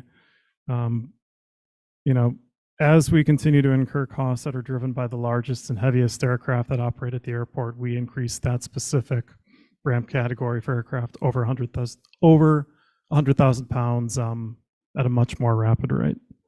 So those who are inflicting wear and tear on the airport are paying for those costs. Revenue is offset by expenses. Some of the big expense item drivers are security salary line item. That is a 56% increase, and that's both reflective of annual increases and one requested new position. Our ARF and Ops category expenses are up 11% as a whole. We have a newer, younger staff onboarding. They need to get initial training sessions. Those take time and those are expensive, as well as gearing and outfitting them. The big expense that we have is related to service and maintenance across several line items. It's up 61%. So we're both escalating line items for outside contracts for vehicle services, building components, airfield and grounds. This is partially due to staffing. We are outsourcing a lot of work that was really accomplished by staff that we don't have these days. So we put those out to the private sector. And we're also putting expenses into our fuel facility storage. It is an important revenue source for the airport, so we're treating it as such, and we're making appropriate investments in the fuel farm. And then debt service ban interest. As projects escalate, even though FAA funding keeps pace and provides 95% of those costs, our 5% sponsor share costs are higher. So we ban a larger short-term amount of money. And with several large projects coming up, the ban interest has increased 194% over fiscal year 24. That's all I had prepared, but I'm happy to take as many questions as you have. Brooke? There's been a lot of talk about the cost of the apron expansion. Could you please explain for our listening audience what portion is borne by the town versus what is funded from other sources? Yeah, for my purposes, I say, well, I'm not really part of the town. I'm the airport, so zero is borne by the town. It's a $40 million project. $34 million is funded by mostly federal, but also state grants. And $6.5 million is funded by the airport. And that airport funding is through the user fees that I just mentioned as revenue generators. And if I'm correct, the federal money comes from the a tax on all the passengers that fly, so this is kind of the interesting part. And it's sort of to say, oh, we don't have to pay, but we all pay every time we fly somewhere. So, so this is like one of those government things where it's like, well, they're paying for it. Well, no, we ultimately pay for it, so it's nice that we don't pay for it ourselves here, that we're getting people flying all around the country doing it, but we're paying. So that's just, sort of my thought on those issues. There's no free lunch, as my mother used to say. May I? So Matt, you are absolutely correct. It is in essence taxpayer money. If you Most of the FAA Airport and Airway Transport Fund funding is generated by movement of persons. So tax on ticket segments, international departures, things like that. My only response is, I guess, that it's money the government is going to spend every year on someone. So why not us? Yeah, so it's better us than someone else. I agree with that. Anything else? Okay, thank you. Thank you. Next. Thank you, Noah. And I believe we have on remote, we have DPW Director Andrew Patnode, and I do believe we have the Solid Waste Manager Christopher Lowe. Drew? Thanks, Craig. And thanks to the board for having us. Saving the best for last, clearly. Our solid waste manager, Chris Lowe, will be walking you guys through the budget and presentation, and I'll be here to support him and be available for questions that any of you may have. Thank you, Drew, and good evening, and thank you for allowing me to present the select board tonight. The mission for solid waste really hasn't changed much. We're here to Chris?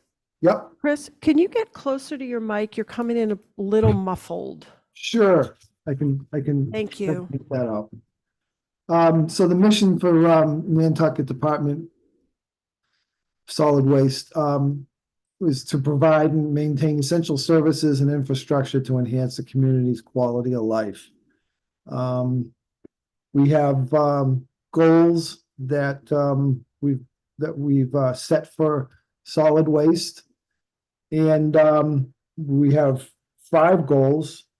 Of the 5 goals, we're trying to maintain and improve Nantucket's programs for receiving and managing solid waste, so it's a smooth transition for both residents and commercial. The second goal would be to ensure that all solid waste generated are managed in compliance with the regulatory standards for reuse, recycling, composting, and efficient disposal of non-recycling and non-compostable residual materials. Goal 3 is to develop a request for proposal to operate Nantucket's recycling, composting, and disposal services. We all know that the service agreement's going to end in November of 2025. And so we've just been very active in putting together and understanding the operations that are presently there and how we can benefit by putting out this RFP for others to propose on it and hopefully maybe save money, or to just make a streamlined recycling and disposal package for the town that will be a little more transparent. Goal 4, obviously all the departments and all the towns are very concerned with PFAS. Solid waste also is. So we've been providing a monitoring program. We just initiated that for the landfill. And we are working with CDM Smith and Chuck Larson and George Aronson in order to determine where we are with PFAS, the impacts of PFAS with the landfill, both the unlined cell that hasn't been closed yet, as well as the active line cells that we're working with. And then goal 5 is to ensure the goals are data-driven, island-wide solid waste management guided by principles of sustainability in accordance with the environmental leadership goal of Nantucket's strategic plan. So initiatives that we've tried to implement through the goals would be, we're here to support the Nantucket personnel and improve policies, procedures, and to better serve the community. and work closely with the contracted solid waste provider, Waste Options, to support them in any way and shape, form that we can in order to keep the system rolling. And initiative 2, I'm sorry, yeah, initiative 2. So working with Waste Options, we've, tried to support them, get them all that they need, identify areas where we can improve, and to, get the word out to the community that, we're trying to make the disposal services as well as how we manage this waste the best and the most financially, the best financial services that we can possibly do for the town. So it's an ongoing target that continues to move, and that's about it for that one.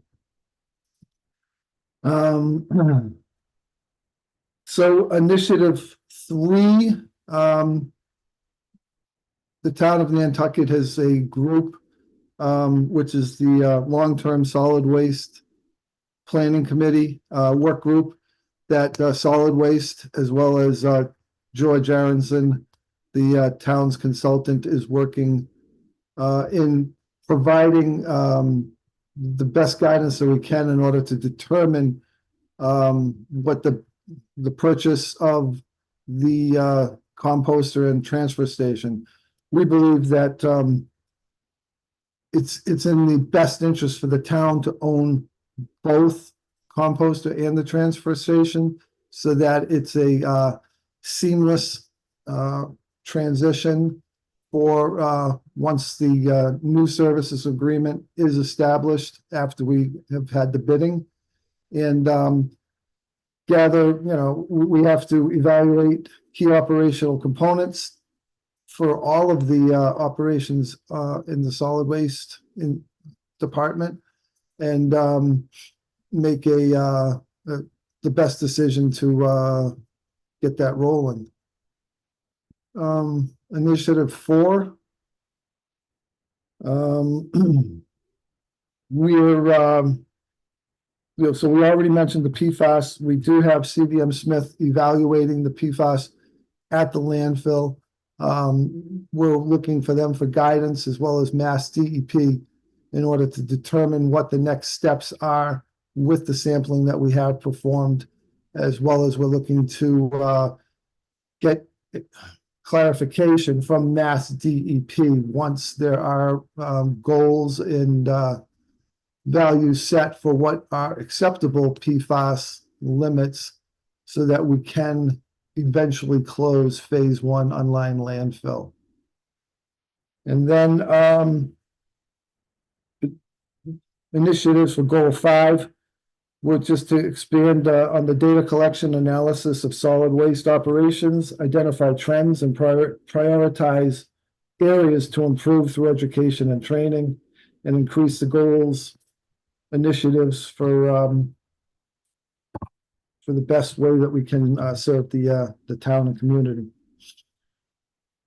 So that's it on the initiatives. And current accomplishments that we have. So the town hired me 7 months ago.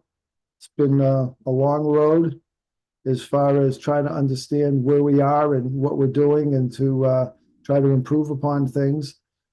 We've also hired a recycling and solid waste coordinator, who's been a great asset to solid waste, helping me through trying to make some good decisions and take on things that would take time for me that I wasn't able to get to.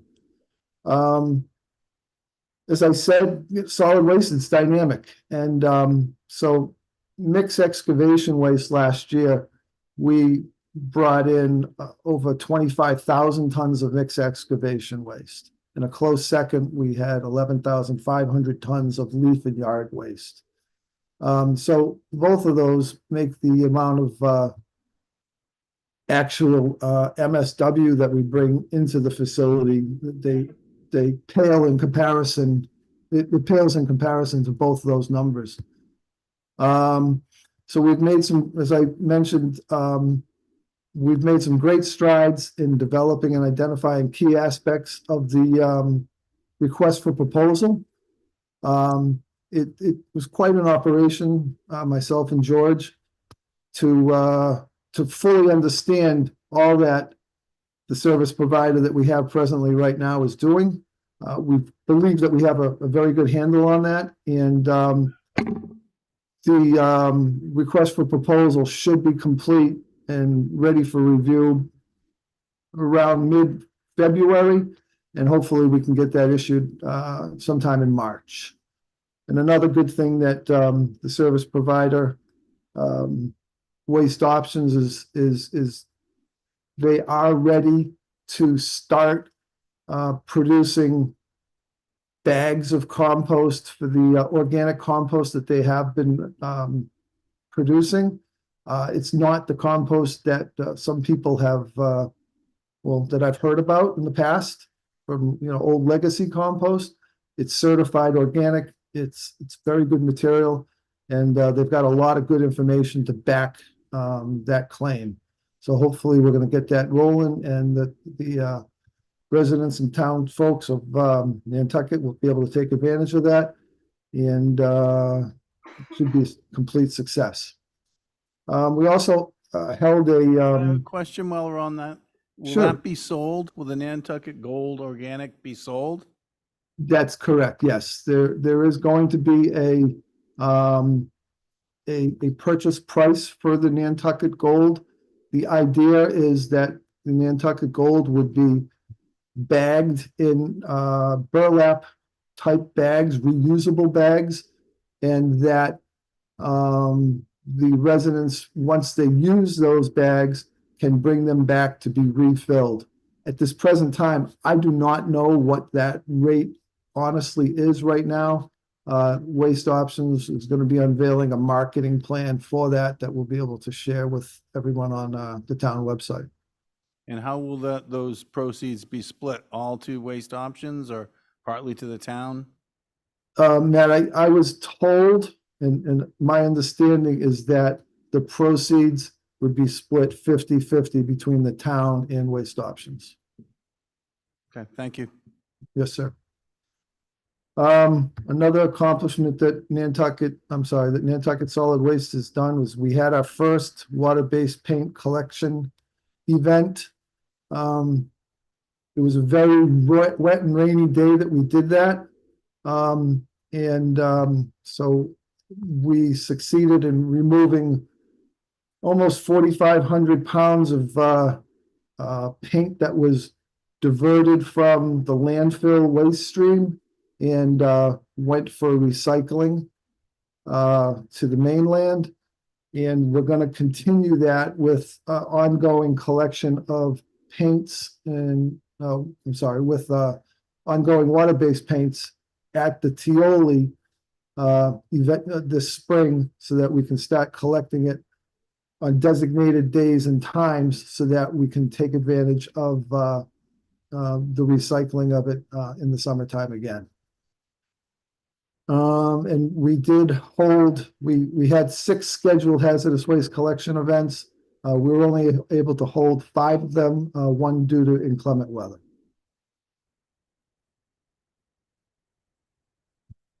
So that's it there. On the budget has increased. It's kind of following suit for what we have seen in the past for increases. We have requested a new employee to assist with the collection and storage, as well as help with the disposal aspect of both latex paint, as I mentioned, as well as working with the universal waste that people drop off. It's going to be a more streamlined. It's going to be on scheduled events, And it's going to be a better situation that we have right now. So this person that we are looking to hire would be to assist in that, as well as assist within the other Tioli operations. And with the increase, we also have a slight increase in the professional services budget, which is due to the RFP preparation, as well as additional monies that we feel that may be needed to be spent for the preparation of the RFP and other services within the landfill. Drew, you got anything to add? No, we worked really hard on this, but Chris and I, in lockstep with George Aronson and Brian Turbett, the two of them have worked on this for many years. As you can see here, the professional services operating budget is kind of, again, like Chris said, increasing more or less in lockstep with prior years. It is a bit of a challenge to project volume and the mass of waste and different streams that come in, and then in conjunction with that, the actual disposal cost and handling cost of those various wastes. And then, like Chris said, in that professional services line item, the first one, which is really kind of the big ticket item, is additional consulting and engineering allowances as we get closer to issuing the RFP and awarding it. Obviously, the end of FY25 will only be a few months before the beginning of a new agreement. So we want to make sure that we're covered in preparation for that. Thanks, Drew. I don't have anything to add, but I'd be happy to answer any questions if there are any.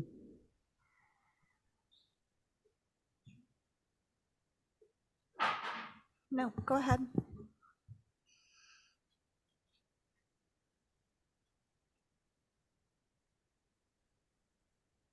No, I believe I've covered everything.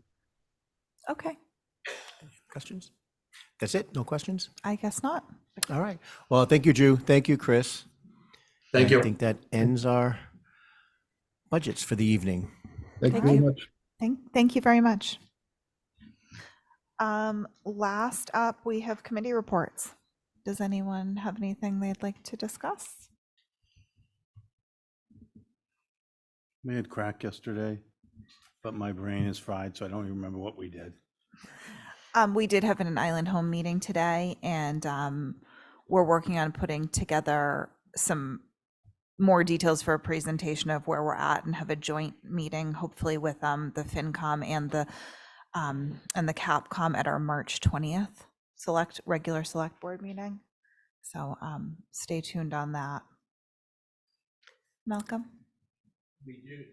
We've had the final numbers for Lyme disease for last year, and there was a significant increase. The health department is reworking the educational program that will be worn out for the coming year. So it's something we have to remind ourselves about. And we'll talk more about it when we get into the season. But because of the warm weather, we had cases much farther into the year than we usually do. And I just want to say Capcom is close to being done, and you'll be seeing the fruits of our labor at a future meeting. All right. Is there a motion to adjourn? So moved. Is there a second? All those in favor? Aye. Aye. That carries Happy birthday, unanimously. Madam Chair.